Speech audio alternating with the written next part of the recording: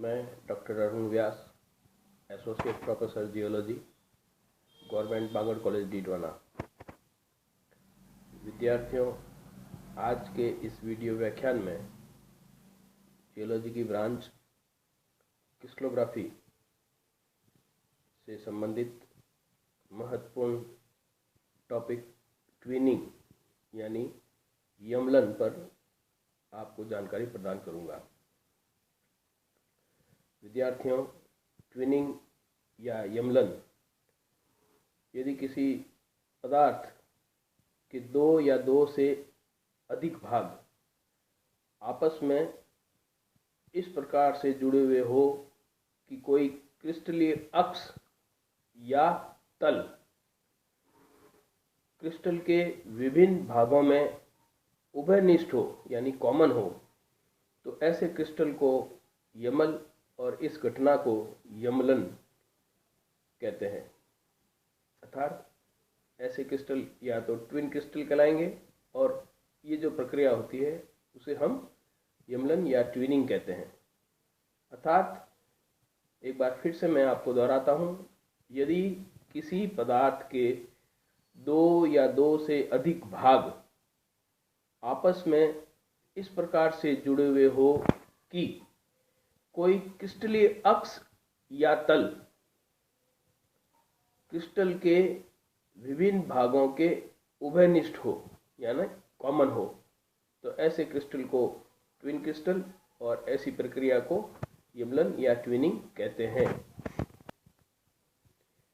यमलित crystal यानी twin crystal में एक भाग दूसरे भाग के प्रतिलोम स्थिति में होता है।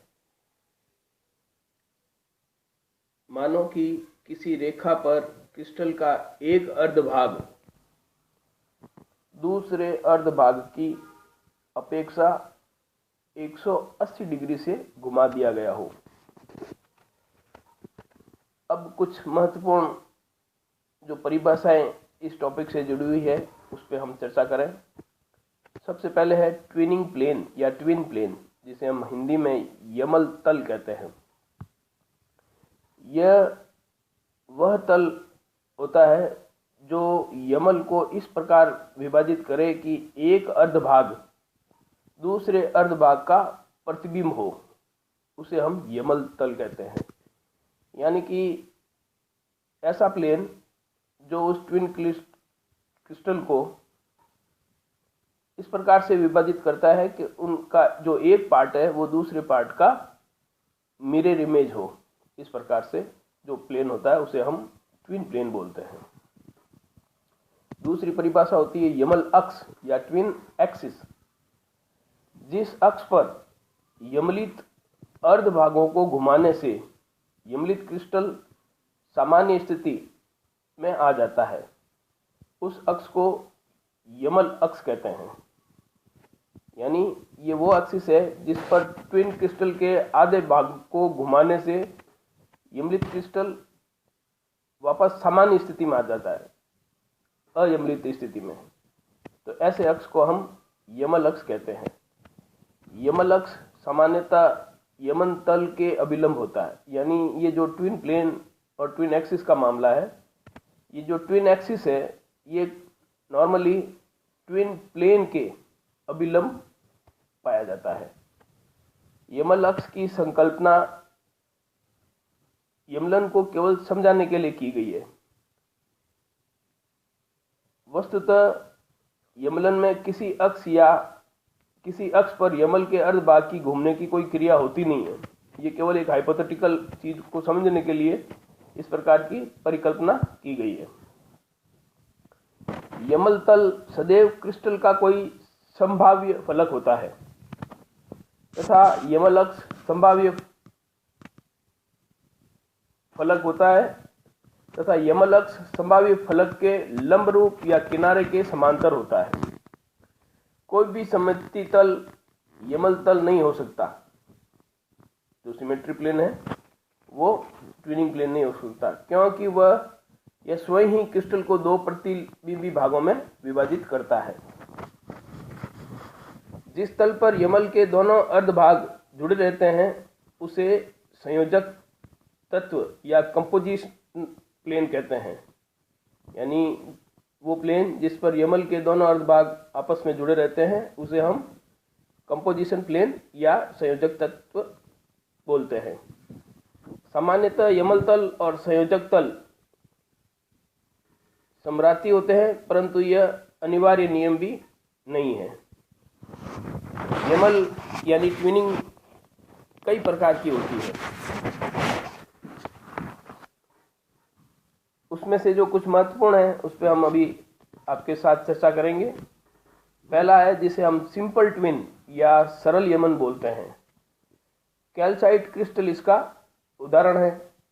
यमलित क्रिस्टल में केवल एक ही जोड़ होता है, केवल एक जॉइंट होता है तथा दोनों अर्धभाग यमल तल के सममिति होते हैं।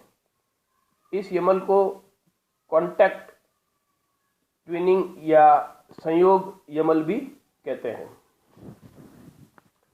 दूसरा जो है उसे हम अन्योन्वेषी या पेनिट्रेशन ट्विन, अन्योन्वेषी यमल या पेनिट्रेशन ट्विन कहते हैं। इस ट्विनिंग में क्रिस्टल के दोनों भाग इस प्रकार संयोजित रहते हैं कि उन्हें अलग अलग नहीं किया जा सकता, जैसा कि पायराइट का आयरन क्रॉस यमल, फ्लोराइड का अंतर्वेशी यमल और स्टोरलाइट का क्रॉस आकृति का यमल। ये पेनिट्रेशन ट्विन के उदाहरण हैं। तीसरा जो प्रकार है उसे हम रिपीटेड ट्विन या पुनरावृत यमल बोलते हैं। पुनरावृत यमल में एक ही नियम से यमल पुनरावृत होते हैं। किसी क्रिस्टल के एक ही यमल नियम के अंतर्गत जितने हिस्से दिखाई देते हैं यमलन उतने ही प्रकार का कहलाता है। जब क्रिस्टल के 3 भाग दिखाई देते हैं तो उसे ट्रिलिंग और 4 भाग दिखाई देते हैं तो उसे फोल्डिंग कहते हैं। जब अन्योन्वेषी यमल में यमल तल समांतर होता है तब उसे बहुसंश्लेषी या पॉलीसिंथेटिक ट्विनिंग कहते हैं। इस प्रकार के यमलन प्लेजियोक्लेज फेल्सपार में दिखाई देते हैं। यदि यमल तल समांतर न हो तो यमल का रूप चापी हो जाता है और ऐसे यमलन को चक्रीय यमलन या साइक्लिक ट्विनिंग कहा जाता है। उदाहरण के तौर पर एरोगोनाइट। इसके अलावा जटिल या संयुक्त रमल या कंपाउंड या कॉम्प्लेक्स ट्विन, ये भी एक महत्वपूर्ण प्रकार है। इसमें यमल 2 या 2 से अधिक नियमों से बनते हैं। अब हम यमलन के महत्वपूर्ण नियम, इंपॉर्टेंट लॉज ऑफ ट्विनिंग के बारे में जब चर्चा करेंगे तो सबसे पहले घनी समुदाय को लेते हुए अब बात आगे बढ़ाएंगे। घनी समुदाय के गैलेना टाइप में यमल स्पिनिल लॉ पर आधारित रहता है। इस यमल में यमल तल अष्टफलक के समांतर होता है और यमल अक्ष यमल तल पर अभिलंब होता है। इस नियम पर आधारित अन्योन्वेषी यमल फ्लोराइड खनिज में पाया जाता है। पायराइट में भी अन्योन्वेषी यमल पाया जाता है। इसमें 12 फलक यमल तल होता है और यमल अक्ष इस तल पर अभिलंब होता है। पायराइट का यह यमल आयरन क्रॉस यमल कहलाता है। टेट्राहाइड्राइट में भी इस प्रकार का यमल मिलता है। चतुष्कोणीय समुदाय की अगर अपन बात करें तो इस समुदाय में भी साधारणतः यमल रूटाइल नियम पर आधारित रहता है। इस नियम के अनुसार यमल तल तथा संयोजन तल द्विक्रम पिरामिड फलक विदिन ब्रैकेट 101 के समांतर होते हैं। इस प्रकार का यमल रूटाइल और जिरकॉन मिनरल्स में पाया जाता है और यह यमल जानुवत नी शेप्ड, यानी जो घुटना है नी शेप्ड होता है, जिसे जेनिकुलेट यमल कहते हैं। चैल्कोपायराइट में भी साधारणतः यमल पाया जाता है। इसमें स्पेनाइड पी विदिन ब्रैकेट 111 यमल तल होता है। अब हम षटकोणीय समुदाय की बात करेंगे। षटकोणीय समुदाय के षटकोणीय वर्ग में यमल विरले ही पाए जाते हैं। समचतुर्भुज फलक वर्ग में साधारणतः यमल पाए जाते हैं। कैल्साइट खनिज में यमल आधार पिनेकॉइड विदिन ब्रैकेट 0001 या समचतुर्भुज फलक विदिन ब्रैकेट 011/2 फलक पर होता है। क्वार्ट्ज में साधारणतः अन्योन्वेषी यमल होता है। इस यमल में ऊर्ध्व क्रिस्टलीय अक्ष यमल अक्ष होता है। अब हम विषम अक्षीय समुदाय की बात करेंगे।